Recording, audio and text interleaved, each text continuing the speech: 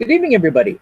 My name is Elaine Matthews. Welcome once again to Elaine's Extreme Paranormal channel. Tonight we have a very special guest. His name is BRYAN Anderson. He's a skeptic, and he's also very knowledgeable in other areas of the paranormal as well. BRYAN, thank you so much for joining our show, and please come on in and tell us a bit about yourself and what it is you like to do. Well, let me start off by saying that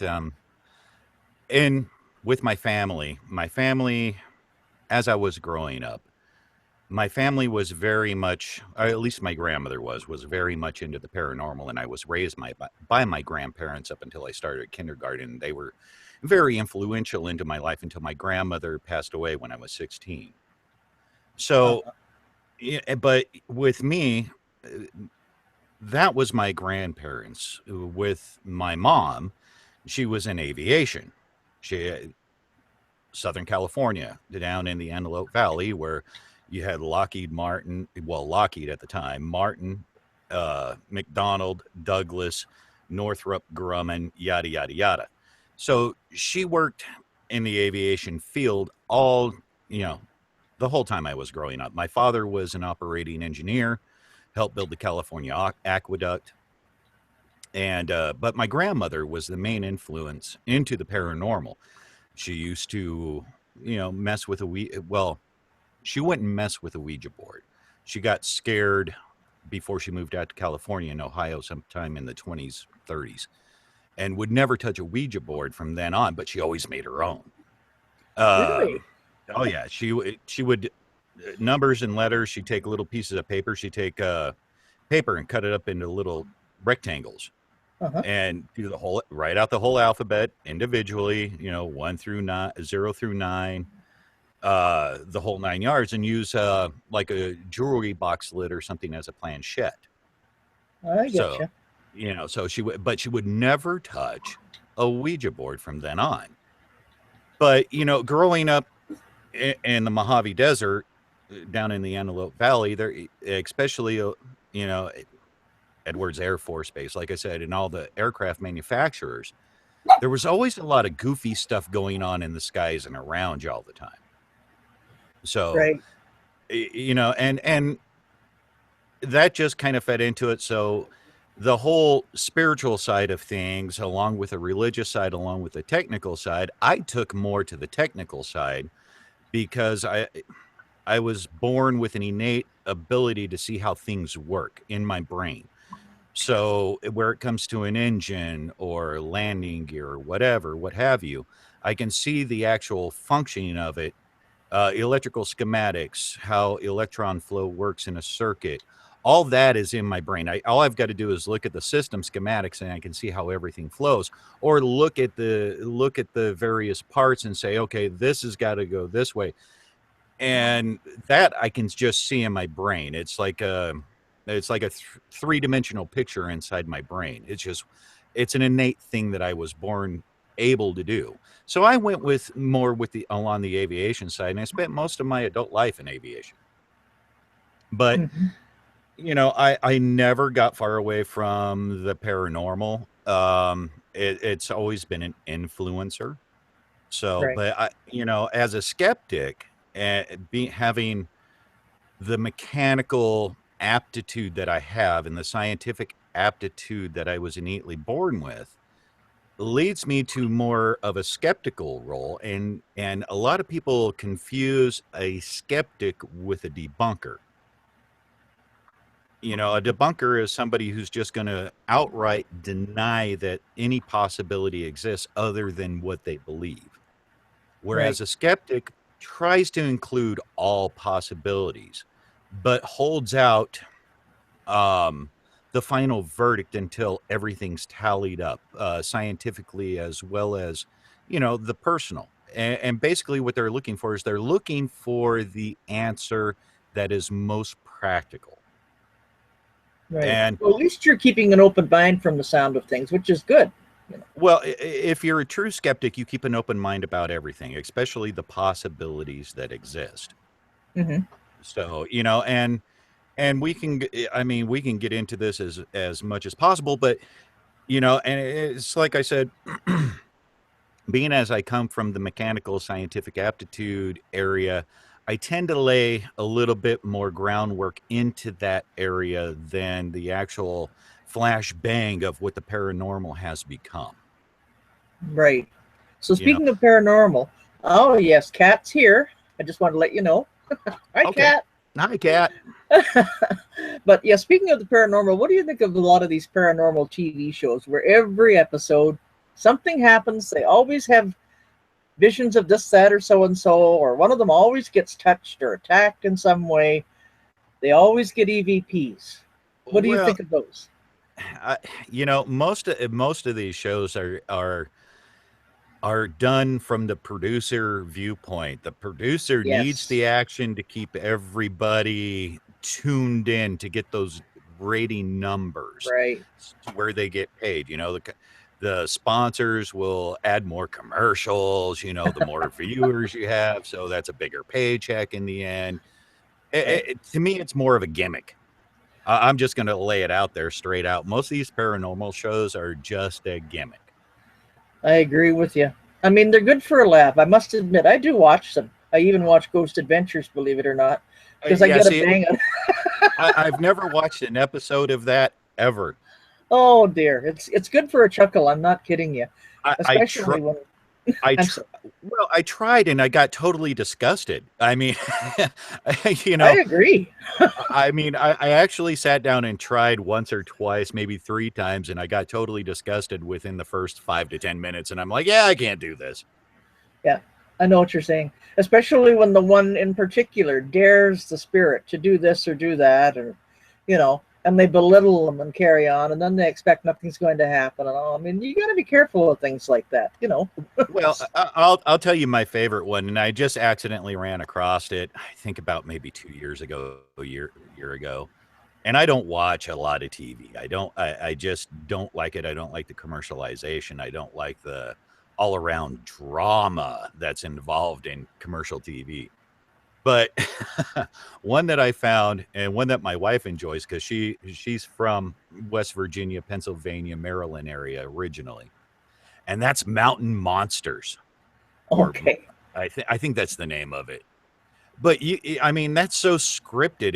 It's hilarious to watch these good old boys go out there, build these big old traps and everything over these things and it's just like, really? And you can tell it's just scripted. So that to me is absolutely 100% hilarious. And I found it one time and I had my wife watch it and she's like, well, I've heard of that, but, and we started watching it just so she could, remember the locations and everything. And it was just like, yeah, I mean, it's the best humor that I've ever seen so far on live TV. And I don't like comedy because I have a dry sense of humor. So, but, Okay. Yeah. but yeah, most of these are just scripted. They're there to make a dime, Oh, absolutely. unfortunately. Keep the ratings up, keep the show on the air, and that's about the size of it. Eh? Well, but there is an added benefit, and I will say this, there is an added benefit is that it brings more people into the paranormal community. It may not do it in the correct fashion, but it does bring them in. Right. So, I I mean, have lost count of how many shows there are on the paranormal now.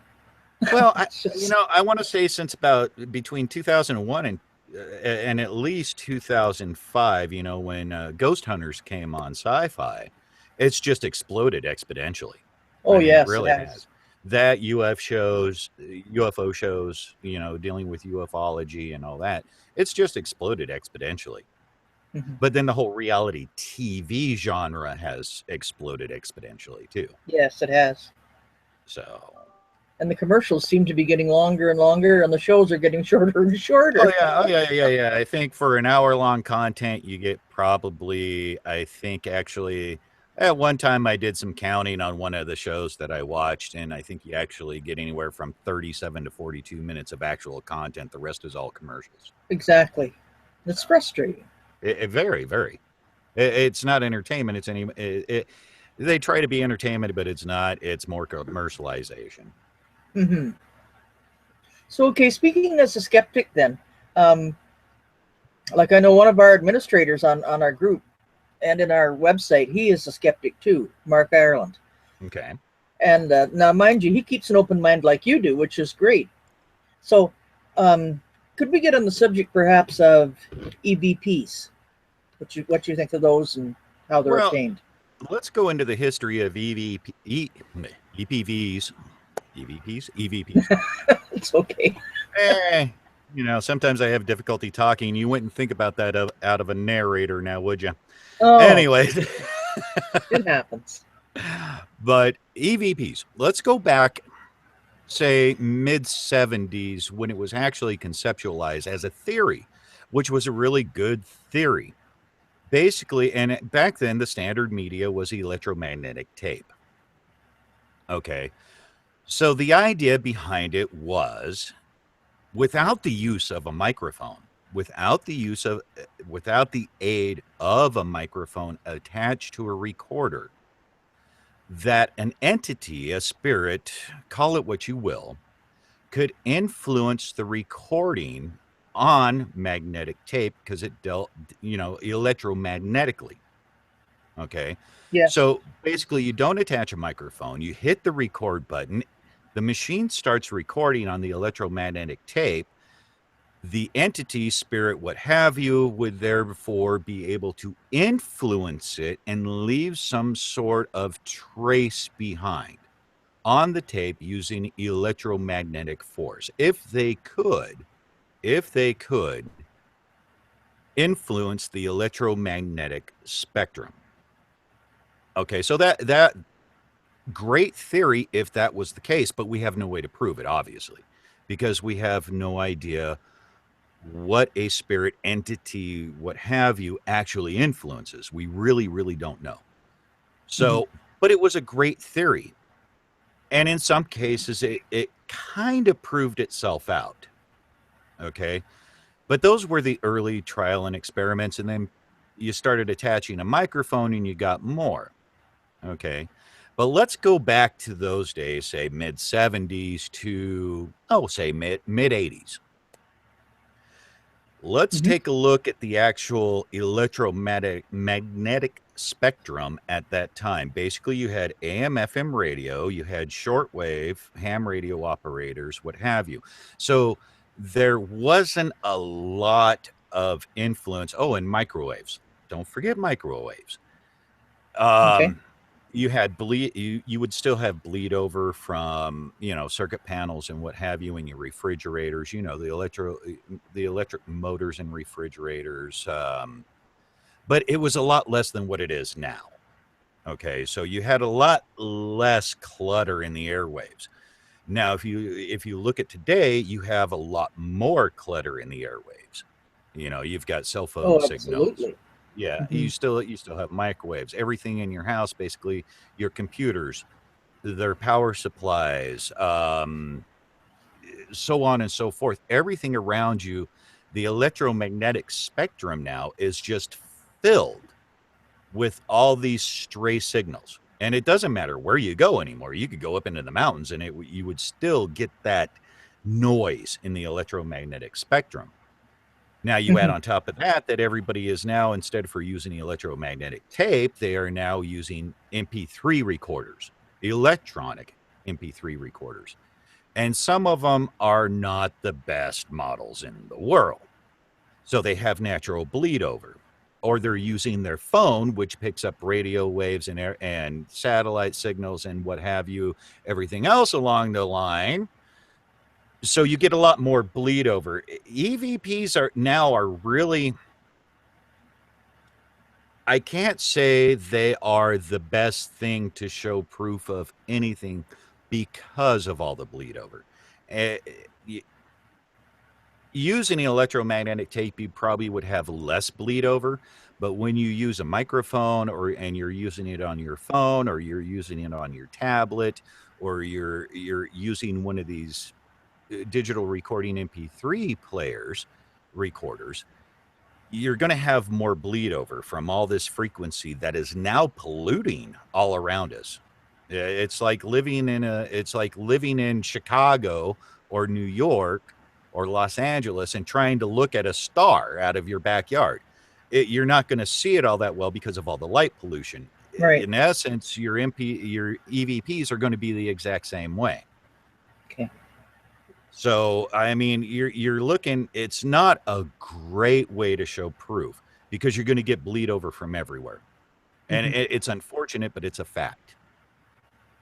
Yeah. And The unless reason I you know, mentioned, well, I'm unless sorry. no, unless you know what frequency, what spectrum you're actually wanting to record in, and just basically add filters to where you're only recording that specific frequency or range of frequencies, you're going to get a ton of bleed over.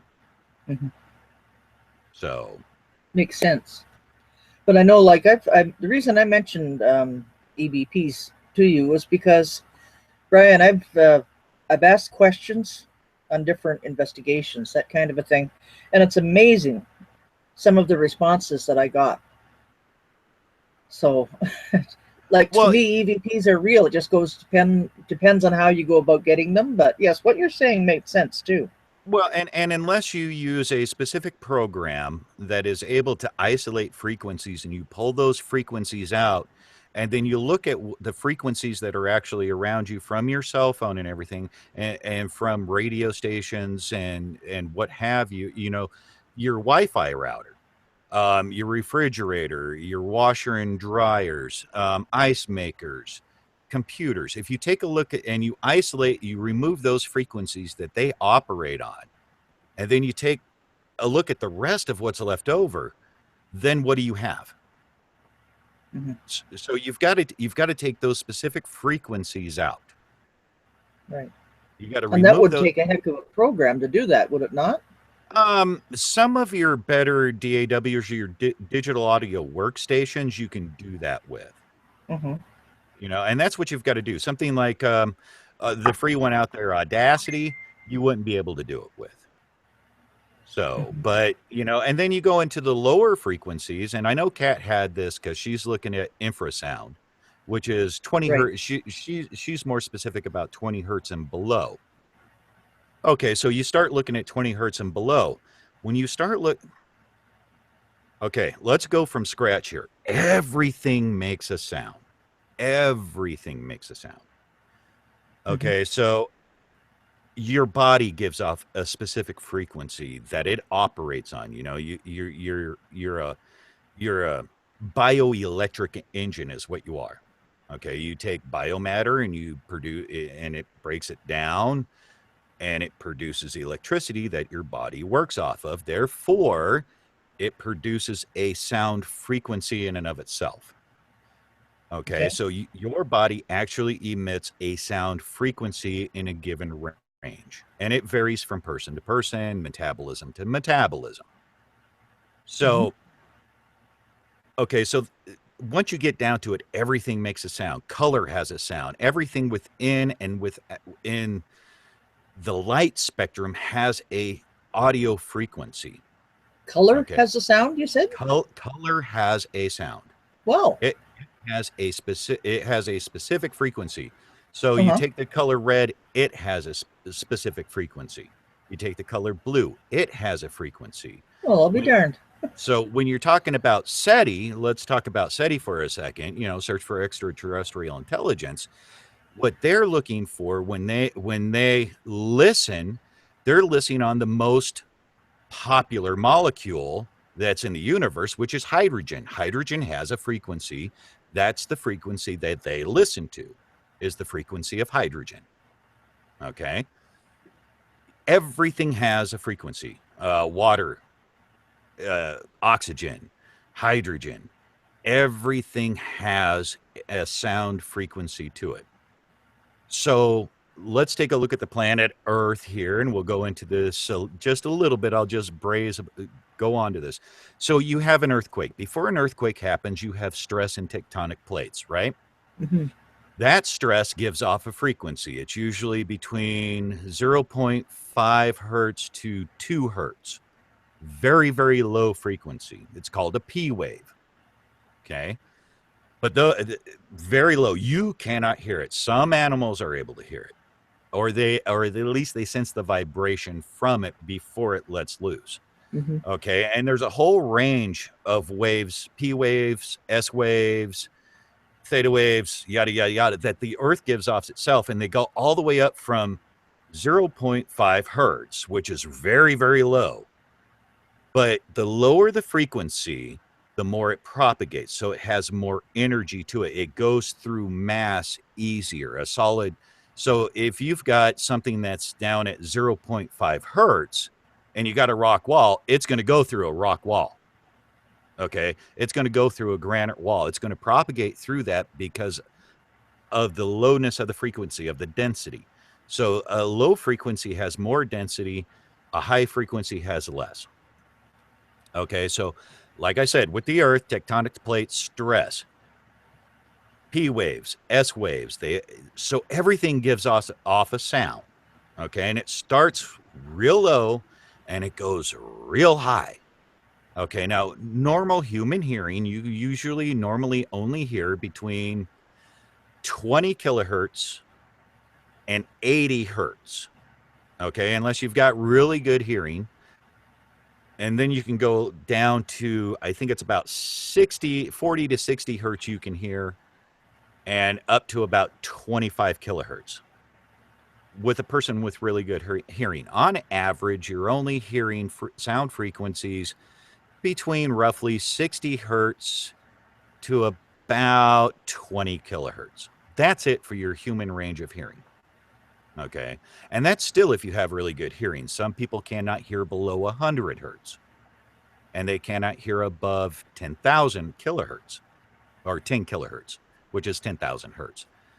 So, when you start looking at this, you've got to eliminate frequencies that are there. The planets give off their own sounds. The Earth gives off its sounds in the lower frequencies that travel through it. Stuff in our own solar system gives off its own frequencies at different frequency levels. So when you start talking about sound and frequencies, you got to remember what's going to be there. And there's going to be everything in those frequencies. So, and the problem is, if you take somebody and you put them in an isolation booth where the sound doesn't propagate into it, they tend to go nuts from a lack of sound. So your inherent atmosphere around you, you take that away, and people tend to start losing their mind and their sanity and start hallucinating and doing all sorts of other weird stuff. Wow, you're amazing to listen to. So, I mean, so where it comes to frequency and EVPs and everything, you've got to take all this into consideration and what's going on. And if you start removing those frequencies, you start filtering out those frequencies. Then you can start actually looking at it scientifically and going, okay, do I have something or do I not? Was it just bleed over? So I can see your point.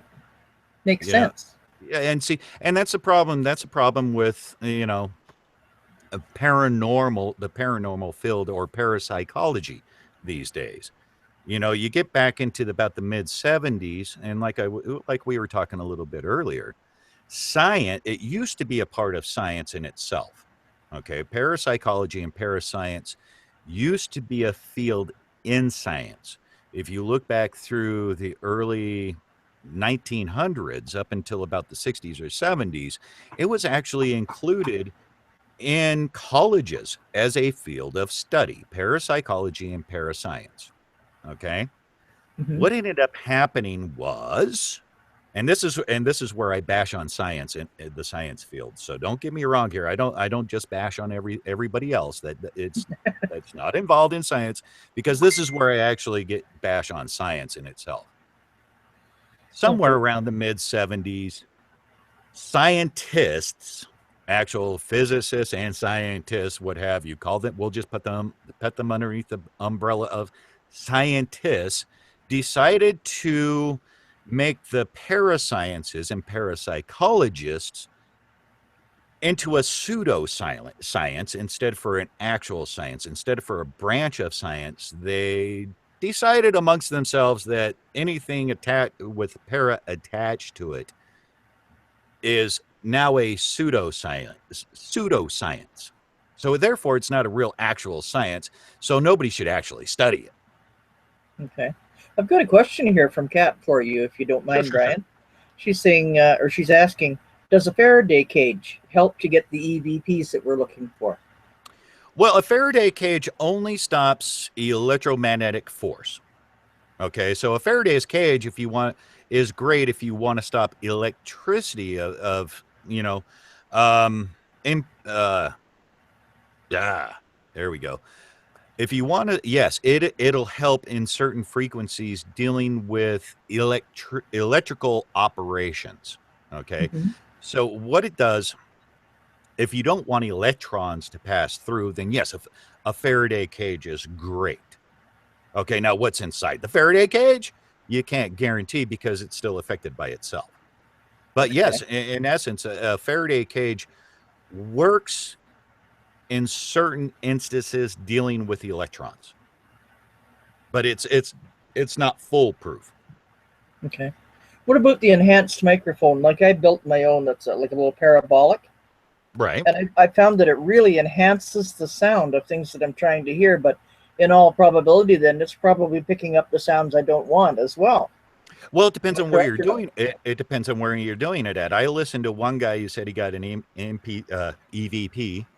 I listened to his, and when I isolated everything else out, he said, "Oh, listen to this. There's something behind it." What it was is two guys talking about how they shouldn't have even come that weekend, and he was using a shotgun mic.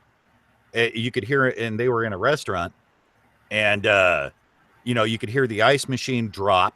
They were in this restaurant, and you could hear the ice machine drop its load of ice. And they were using a shotgun mic, and a shotgun mic is just directional.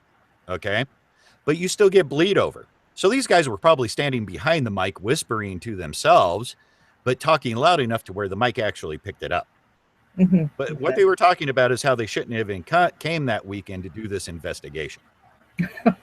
Gee, But I was able to isolate it out that much to where I could hear what the conversation was about. great. So in essence, you got to be careful of what's around you. You build like a little parabolic mic, and you've got to point it at a wall.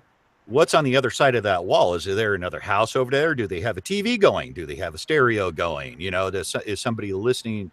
You see where that goes, because Hmm. a parabolic mic will listen right through a wall without an issue. Yes. So yeah, I mean, you've got to be really conscious about what's around you and what you're doing most of the time. And most of the time, when you get people out there, they're not that conscious about it. When you look at the shows, they're holding those MP3 recorders or what have you, and they're sitting there holding them in their hand, or they've got them on a thing, but they're holding a conversation while they're doing it. Right. And what are the camera guys doing? What are the camera guys doing on the other, out in the doorway, out in the hall, or the people or the supporting crew members doing someplace else? How thin are the walls? Is there any insulation between them? You see where I'm getting to? Yes. You just don't know, because you're not really in that mode of control, into that degree of control. Okay. Thank you.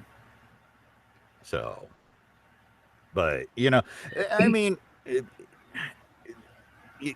being conscious of what's actually going on and being able to scientifically, or at least what's the word, it just slipped out of my brain, being able to process what you're doing, what's going on around you, and the information that you get, and being able to go through it with a fine tooth comb and eliminate it, and just be totally thorough about what you're doing. You never know what you're going to get. Yes, you I know see what you're saying. That's great. and unfortunately, since they've taken the para out of the sciences, now you don't have a lot of scientific research going into it. You have a lot of theories, and theories are just that. They're a theory. Whether it's a working theory or not, you operate your life on a working theory. The computer that you're using is a working theory, all the way down to its power supply on negative electron flow. It's called a working theory, but it's still just a theory, because you can't 100% prove how it works, because there are two theories in electron flow. Positive flows to negative, or negative flows to positive. They're both two totally separate theories, and in different instances, they both do the same thing. So that's what's called a Great. working theory. So, you get into but you get a theory, you've got to try and prove it out. And it's like, I won't go into it with flat earthers, but, they take other people's theories that have been proven wrong and say, look, this is scientific fact. Well, you didn't factor in everything else that goes along with it. So, and I'm not dogging on flat earthers. I'm just saying that's basically what it boils down to. Okay. So, okay, as far as ghostly appearances are concerned, like there have been numerous pictures put on the internet, I've seen them on TV as well, about the spirit leaving, excuse me, frog in my throat, about the spirit leaving the body when the person passes away. And you can actually see the mist or some shape coming out of the person's body. What Sure, would why you not? have to say regarding that? Sure, why not? Okay, let's think about it again, okay? And Hmm. here we have to get into a little bit of the psychological nature along with the science of nature, okay? As I stated before, the human body is a bioelectric machine, okay? It produces electricity. It breaks it down, produces electricity, so therefore it's an electrical charge, okay? Right. Every person gives off their own frequency. Hmm. Okay, so there you have the biological of it. Now let's get into a little bit more of the psychological of it. Consciousness, an actual spirit. Does the conscious reside in the brain, or does the conscious reside outside of the body? Okay. I'm of the opinion that the conscious exists outside of the body. Okay. Because of the way that I think, a lot of times when I think consciously, not scientifically, but when I'm trying to consciously think of something, I don't feel like it's inside my brain. I think it comes from outside, an outside influence. So I think we all kind of tap into an external consciousness. We all have our own conscious entity that kind of dwells within us and around us. But I think there's some sort of cosmic entity. The cosmic consciousness.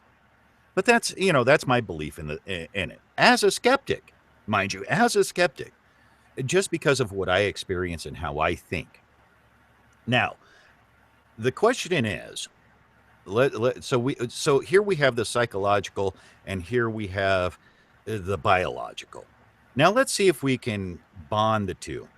Let's go into NDEs for a second. There's an anesthesiologist. I think he's down in the Southwest someplace. I almost want to say New Mexico, who has looked into NDEs, and he believes that when a person experiences a near-death experience, they go to a collective conscious area. Their consciousness actually goes into a place within the universe where a collective conscious exists. And that's from him interviewing people who he experienced an NDE himself.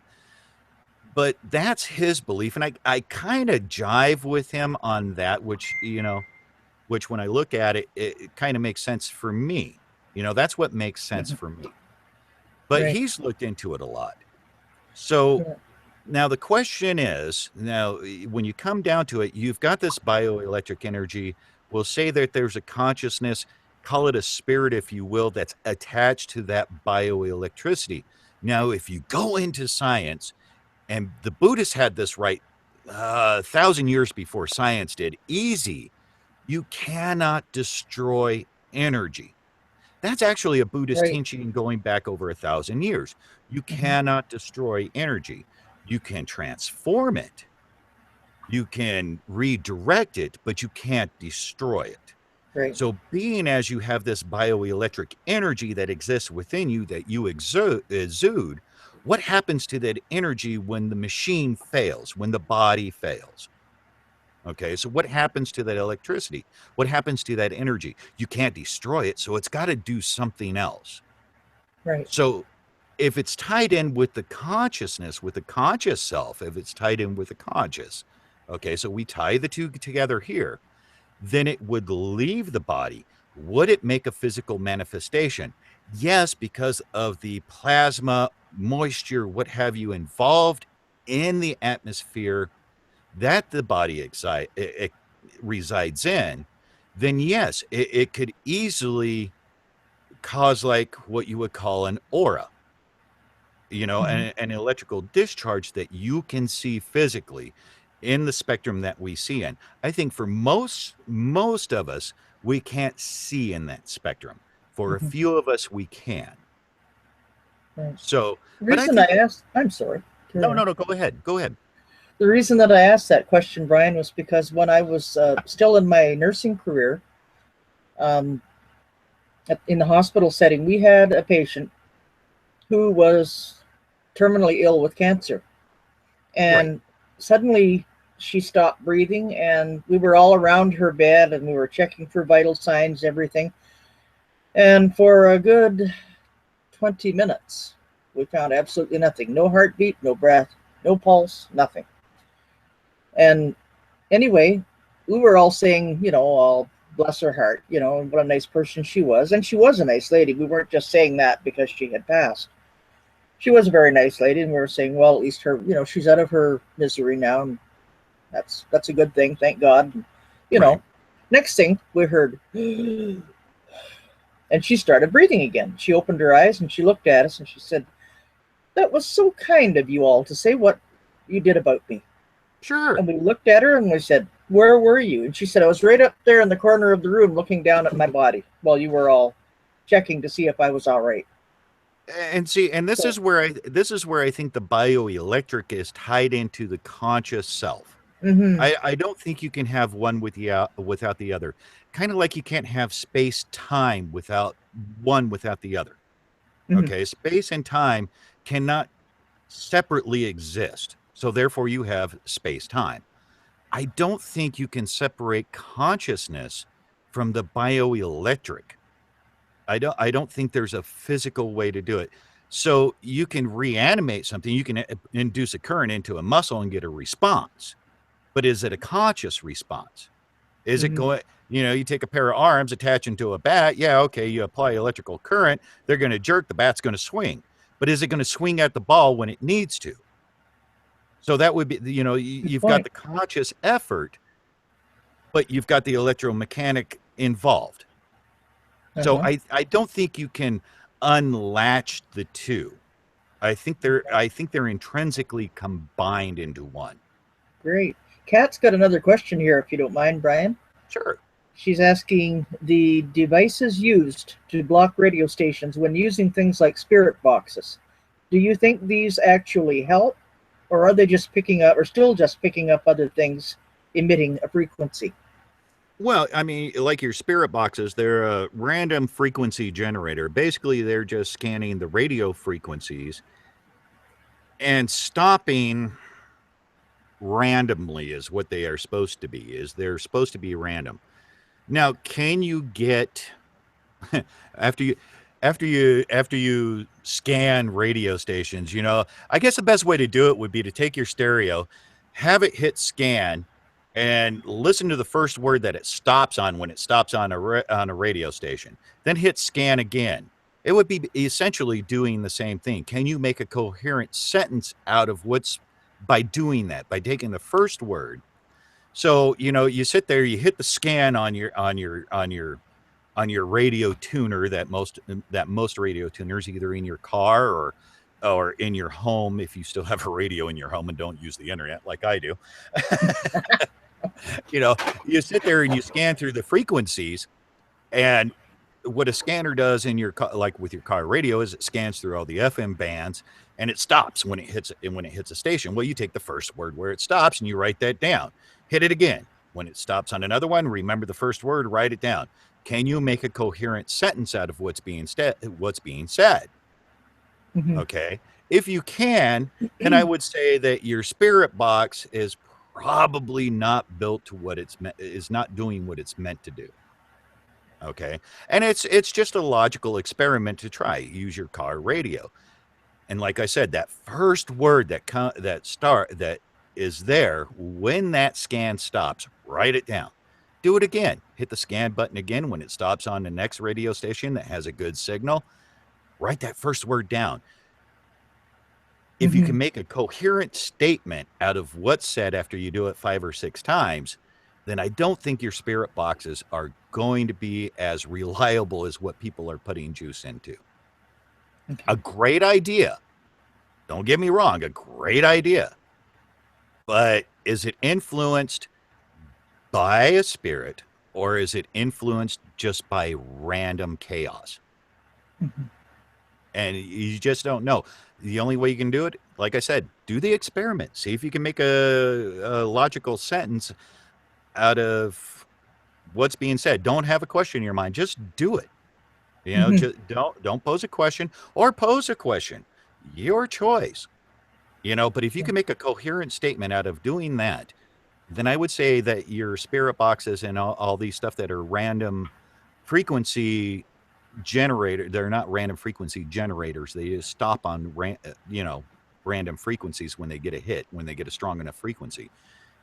If you're able to do it that way, then I would say that no, it's probably not your best way of proving anything. Right. Now, I know there's another thing that they have. It's called a ghost radar. Personally, I think it's just a little like a game or a toy kind of a thing, but it just brings up random words. Right. And some people actually say that they rely on that for using in an actual investigation. To myself, I consider it's more like a toy. It just comes up with random words here and there, and you get a bleep here and a bleep there where there's supposed to be a ghost in your vicinity. Now, I've seen those. I haven't actually taken a look at the programming in them. It'd be interesting to actually take a look at the proprietary programming in them. Yeah, basically, it's like, I think it's more or less like using like a spirit box. It's a random frequency generator, but instead of for using a frequency, you have a set number of words out of the dictionary. And basically what it does is it cycles through those, and where it stops is supposed to be, is more or less like a random frequency generator or a random frequency listener, like with your spirit boxes, where it runs through the FM AM bands and runs through those frequencies, those known frequencies, and just stops. It's undoubtedly the same way. Now, could something influence those? Absolutely. I'm not saying they couldn't. A random number, random word generator, or a random frequency generator. Could something actually influence that to give you an answer? Yes. Can you prove it? That's the problem. That's where we come into the issue. Yeah. Hence the skepticism. Yep. Hence the skepticism. Yeah. So what about an obelisk? Kat was just texting to me there about the obelisk. You know, the obelisk 2 and the obelisk 3? I've looked at them. I haven't looked to see what they actually do. Give me a little detail on them. Well, they could be holding these in their hands, and then all of a sudden the obelisk will speak up and it'll say, outside. Again. Sorry. Right, right. Again, and that's more or less what I was talking about. Basically, what they do is they have a certain number of words inside their memory. And again, I think, like I said, without knowing what the program is for randomness, you know, where it falls on that specific word as far as their random generator is concerned, because all of these run on random things. Okay. And it's great. Believe it or not, that's actually a great idea. It's random. You don't know what you're going to get, but it's like picking up a magic 8-ball, shaking it around and asking a question. What's your answer going to be? It's basically along the same principle. Okay. Thank you.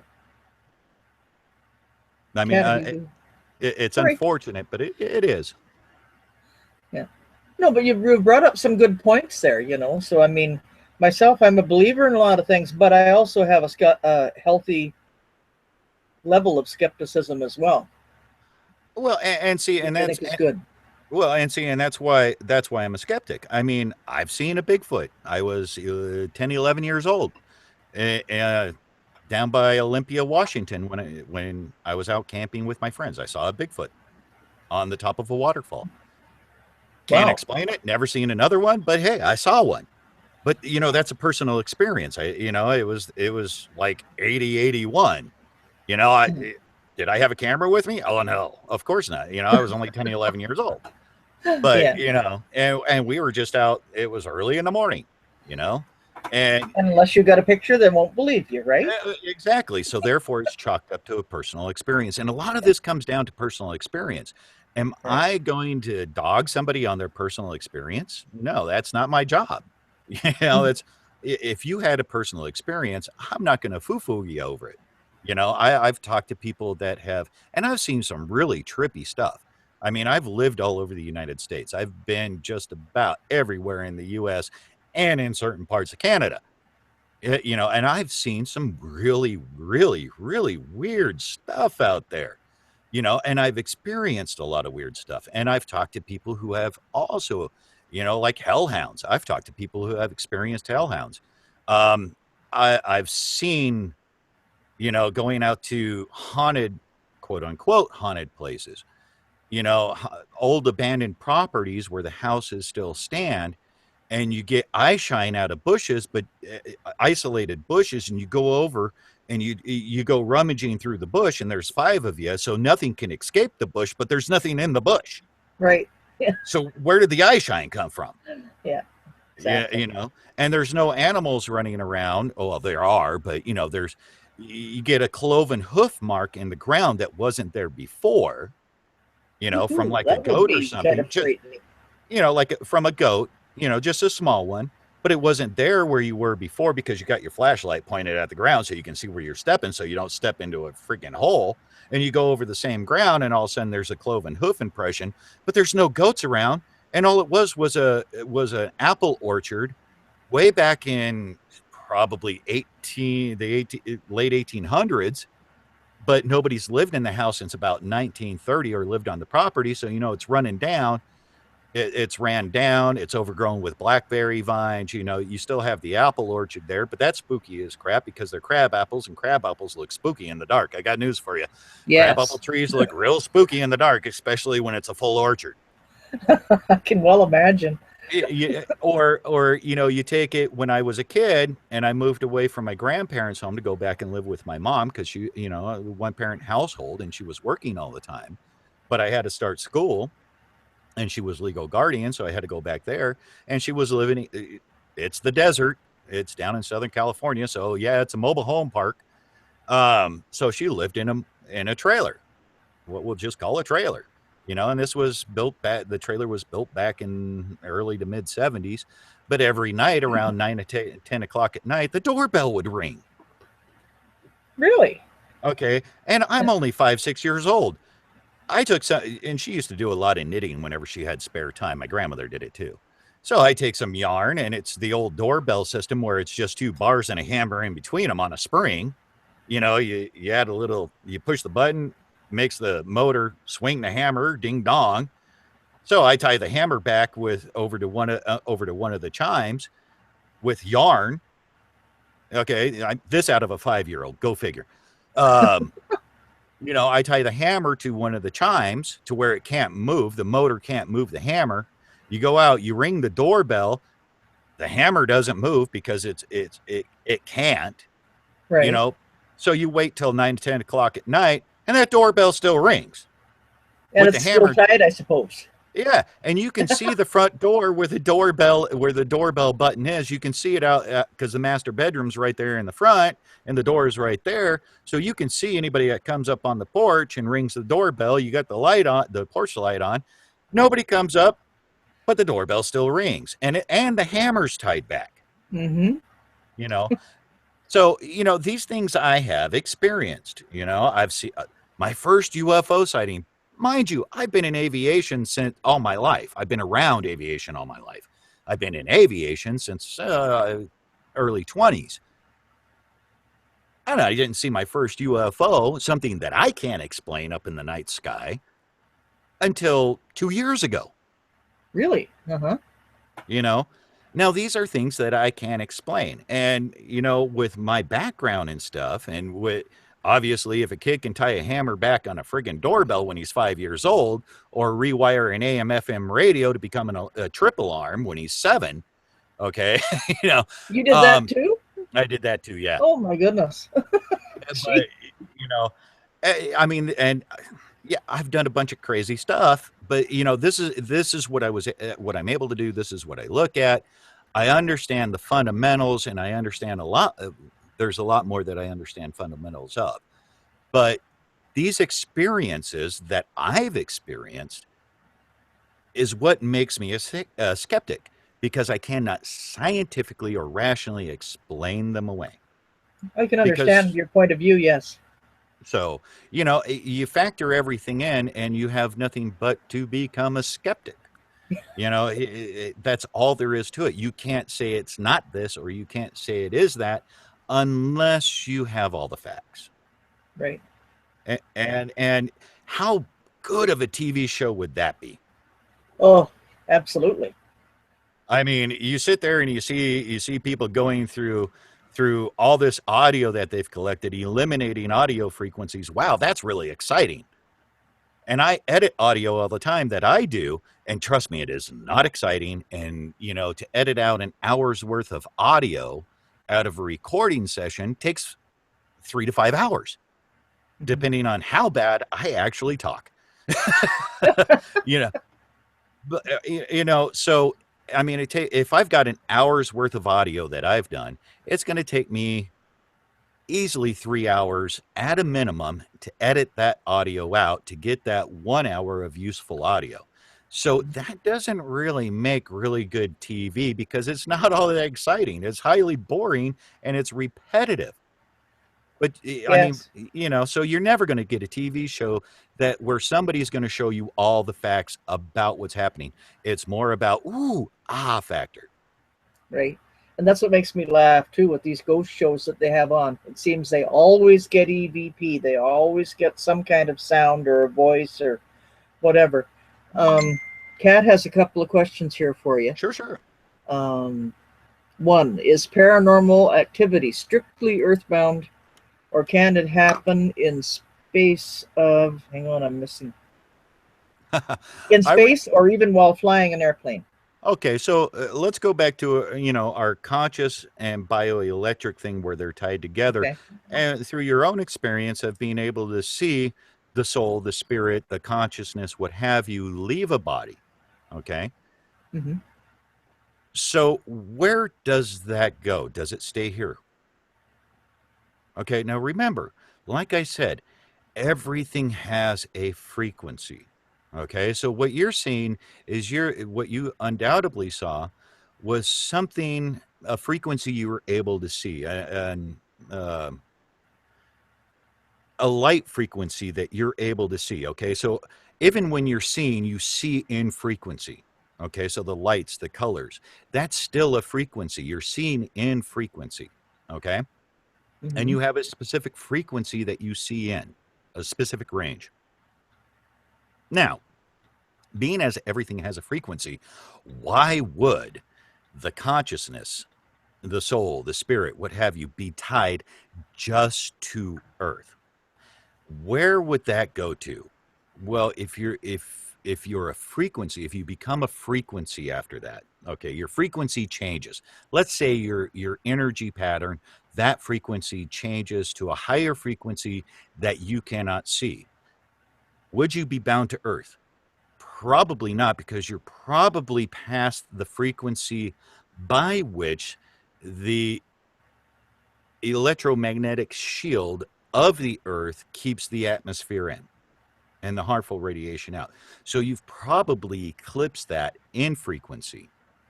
So you probably could go anywhere you like, and you wouldn't be bound to Earth.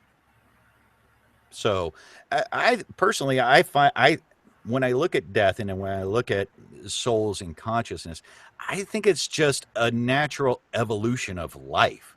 You live this physical life, which gives you a fundamental. Okay, it gives you Hmm. a fundamental. You're limited by what you know, but it gets you. It's supposed to, and this is just my theory on this subject. Um, it basically teaches you about yourself and who you are, or is supposed to. Okay.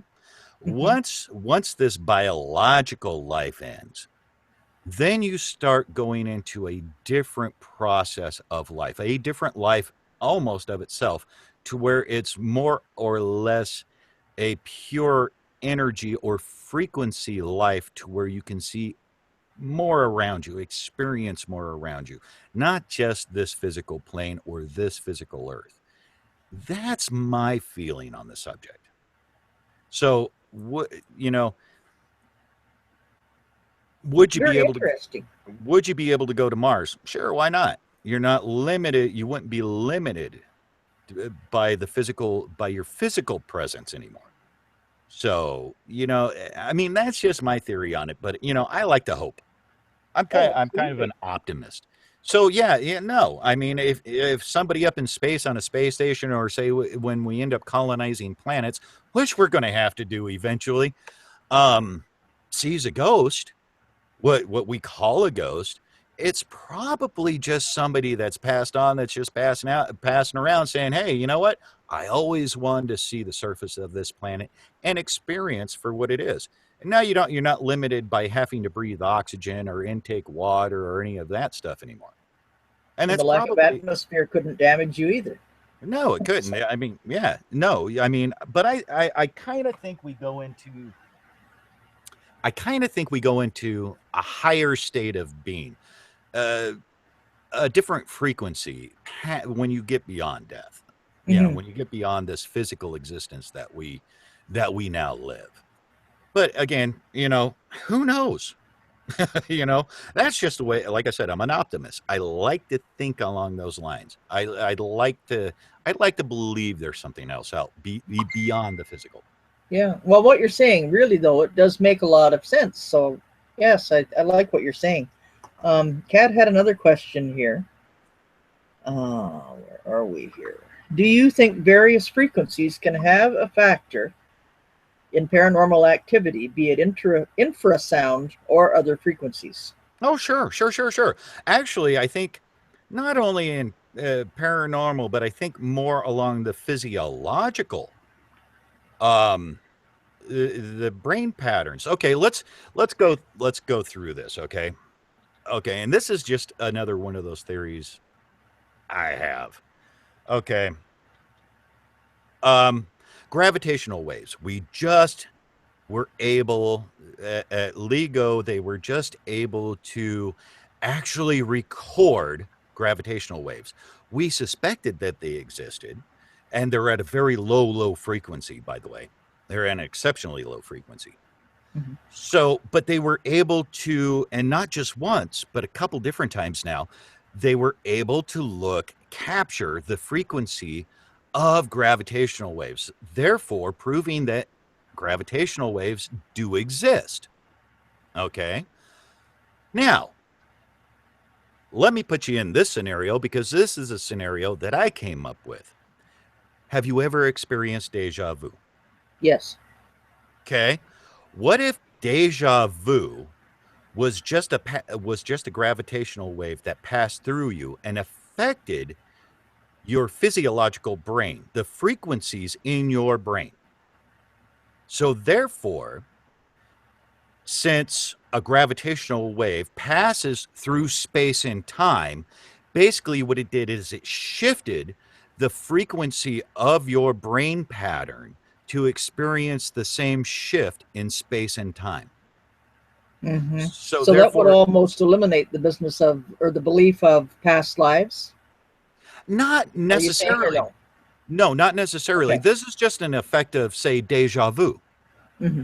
Okay, so basically what it's done is, since a gravitational wave passes through space and time, and it's of a low frequency, it comes through, passes through your consciousness, through your biological matter at that low frequency, because it offers no resistance, and it alters your brain frequency to experience a shift in space and time. So therefore, you're actually experiencing something that you've done or something that you're about to do, either from the future or from the past. And we come up with this thing called deja vu. Okay. Okay, so basically, since it's running through space and time, it actually alters your brain pattern to experience a blip in space and time. Okay, so your brain has experienced a jump to the future or a jump to the past, and then has come back to normal once the gravitational wave has passed. Okay. And therefore, that gives you that feeling of deja vu. Ooh, I've been here before, or I've done this before, when actually it may only be an actual physical response to a natural occurring thing. Okay, so let's talk about a haunting. Let's actually talk about a haunting. Let's use a residual haunting. Okay. What if, and I say, what if a residual haunting is just a blip in space time? Okay, so we are bioelectric. Some of us might run at a different frequency or off frequency. Okay, we might have enough gist, enough machismo in us to affect space and time. Okay, so therefore, or an act might have enough energy within it to affect space and time. Okay, so it'd be like running a record, and I'll use this analogy. It'd be like using an old vinyl record that had a scratch in it. Okay, what happens when the needle hits that scratch? It keeps replaying itself over and over again. So let's say it's a violent or traumatic experience that somebody has that has happened to somebody, and it's given enough energy to where it's allowed to affect that one little place in space time to where it keeps on recurring, recurring, even though physically those people are gone. Okay, Mm-hmm. so the same scenario keeps playing out in the same place through space time because it's like a scratch on a record. Okay, Mm-hmm. so you get these things. Say you get a door that shuts that all on its own at a specific time, or my doorbell, for instance, the doorbell that I experienced ringing at the same time of night. Maybe it's just a blip in space time. Maybe something happened at a particular time before, and now that is just a skip in the record. And eventually it'll wear itself out because if you play it long enough, it's going to wear itself out. But maybe it just hasn't had enough time to wear itself out. But it's been there, and say it's decreased. And because with residual hauntings, they usually decrease over a period of time. So maybe that needle is etching a new groove into that record. Therefore, the needle is etching a new, getting rid of the old blip in space time and just leveling it out. So, therefore, reducing the effect of that blip. Okay. So then what about, excuse me, intelligent hauntings? Like ghosts that will actually acknowledge you, look at you, speak to you. Uh-oh. No, no, Did no, I no. ask the wrong thing? No. Because again, let's go back to space time again. Okay. Okay. Who are most of your researchers? What do they, what do they say they are? Sensitives, mediums, what have you, right? Oh, yes. Okay. Okay, so a lot of your researchers are what are deemed sensitives. We'll just call them sensitives. Or empaths. What does an empath or sensitive or medium do? Well, I am an empath, so we feel quite often we can feel the physical pain that another person's going through, can often tell what they're thinking, Now, do you can ever tell if get they're lying. I'm now do sorry. you ever get blips into a possible future about how somebody's pain is going to be, or about something traumatic that might happen to them? The odd time, Okay, yes. so let's go down the same track of thought that says something in the frequency of your mind and consciousness is actually able to manipulate space time much the way a gravitational wave does. Okay, so if we look at it that way, is it actually a haunting, or are we actually affecting what's going on around us. So an empath, a medium, a psychic has the ability, we'll say, has the ability to affect space-time in a certain way, to get glimpses, to actually affect it to where it can, that person can see or sense what's going to happen, or possibly, or is happening through distance. Okay, that distance being physical or through time itself. So with an interactive haunting, maybe it's that person or the person next to them that's actually affecting what's happening at that point in time. So let's say, can you turn on this light? Okay, you ask that question, can you turn on this light? And you're an empath. Okay. So let's say that sometime, without realizing it, a piece of you, just a part, has gone through time to actually flip that light switch, because that's what you want to happen. You want that proof. So a piece of you goes through space and time and actually is able to affect that light switch without you physically experiencing it or remembering it. So or somebody that you're with is able to do that, but you don't see it because it's out of your space-time. It's out of sync with you. Just a thought. It's just a theory. And it's a possibility. And these are the possibilities. The other possibility, is it actually somebody's conscious bioelectric consciousness / bioelectric consciousness, their spirit, their soul, actually being able to affect that physical matter? Sure, why not? I can see that happening as well. So therefore, you have an interactive haunting. But I think with most of your residual hauntings, it's a blip through space-time. But with your interactive hauntings, it can be either of those two options easily. Or it could be a third option, is another dimension, is it could be a weakening in a barrier between two dimensions. So that room actually exists in another dimension. Somebody else exists within that room that you cannot see because they're out of phase with you, and they flipped on the light switch and you know nothing about it. You see what I'm saying? There's the realms of possibility are out there. What are they? Nobody knows. And that's the whole point about being a skeptic, is, okay, could it be an actual spirit affecting that light switch? Somebody that has passed on and can affect the physical world around them? Yes. Could it almost be another, like telekinesis?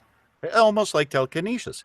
Could it be somebody in another dimension has flicked that light switch, and that's just a weakening between? Yes. Could it be you're actually physically affecting that light switch and not knowing that you're doing it, because you're able to do it because of a specific brain frequency that your brain is working on, and you're able to go through space-time and affect that light switch and not even realize it? Yes. But see, that's part of being a skeptic. You've got to look at all these, and there's no one solid foundation. No, that's true. And believe it or not, the theories just keep getting broader. They're not getting smaller. The more we learn scientifically, the actual broader these questions become and these theories become. And it's interesting too, because I find the more I learn, the more I want to keep on learning. So it's a never-ending process. It's a never-ending process. Like I said, what you're using right now is a working theory, but you can't prove it. You know, Right. on your computer right now, electron flow cannot be proven. Does the positive electron flow to the negative side, or does it flow from negative to positive? It works both ways, but neither way can be proven, because they both flip-flop. They both work, but you cannot prove them. So therefore, it's not a proving theory, it's a working theory. And if you ask anybody with any smarts, there are no proven theories, only working ones. Alrighty. Well, it's really been quite interesting, believe me. You have a lot of interesting information. I really enjoyed our program. Well, but see, this is the skeptical side. Like I said, I've seen things, I've witnessed things, I've experienced things. Right.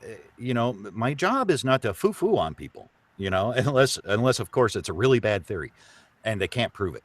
Uh, yeah, but as far as a personal experience, no, that's not my job. My job is to sit there and say, look, these are the possibilities, and until you can give me solid proof one way or the other, I've got to believe it all. Mhm. I've got to believe it all. And that's what a skeptic is supposed to do, is believe it all until one rears its head that says, I am this. So, Yeah. Well, you eh, brought up an awful lot of great points. but but like I said, being from a scientific background and still being skeptical, I'm just trying to say skepticism is not a bad thing. No, no, it definitely isn't. Like I said before, skeptics are good to have around the paranormal investigation field, especially Oh because yeah, they do keep absolutely. us alert. They keep us on our toes, even if we're not ballerinas. They keep us on our toes. Well, sure. So, Who better to ask an unbiased opinion from than a skeptic who has everything, who tries to keep everything in the forefront when you ask an opinion? Is this? Well, when you go through the process and you can say, a skeptic's going to tell you either I don't know, or it's not, or it could be. I mean, you got three variables there. Unless it can be proven wrong because it's CGI or something, unless it's CGI, or unless it's just somebody talking in the background, like with my EVP that I listen to, mhm. and I can say, no, that's not what this is. Then, you know, so you're either going to get no, maybe, or I don't know, it's a possibility, or yes. And Mhm. it's all based upon what can be proven, but it's an unbiased opinion. Mhm. To be a good skeptic, you have to be unbiased. Let's face it. You, So, you have to be. I mean, there's no other way around it. yeah. Well, Brian, I see our time is running on. It's darn near 9:15 now, and I don't want to tie you up too much longer. I appreciate very, very much the fact that you came on the show tonight, and I hope we can have you on again if you're willing to come on. Oh, absolutely. Anytime. Just let me know and we'll make arrangements, because this has been fun. Fantastic. It has been fun, and I really appreciated it. Okay. Well, we'll sign off for now then, Brian. Before we do, is there anyone you'd like to say a shout out to? Hi, Kat. Hi, Jim, if you're listening, because I never told you I was going to be on tonight. Okay. Well, thank you very, very much. It was great having you on, Brian, and I really look forward to having you on again sometime when it's convenient for you. And Kat says, yes, so interesting. I agree. You have an awful lot of interesting comments that you made tonight. And she says she loves Brian. There you go. Thank you, Kat. And you have such a clear voice. It's so easy to understand you. It's just great. So thank you Oh, so very much. oh, my pleasure, Elaine. Anytime, Thank anytime. Thank you. Thank you very much, ladies and gentlemen, for watching the show tonight. And for those of you who may have just joined, our special guest was Bryan Anderson, skeptic with a darn good lot of ideas. So if you didn't see it live, please tune in later to www.freelanceparanormalinvestigations.com, where you can see it on the channel. And I hope you enjoy the show as much as we enjoyed putting it on for you. Thanks again, everyone. Thank you again, Brian. Take care. Bye for now. God bless.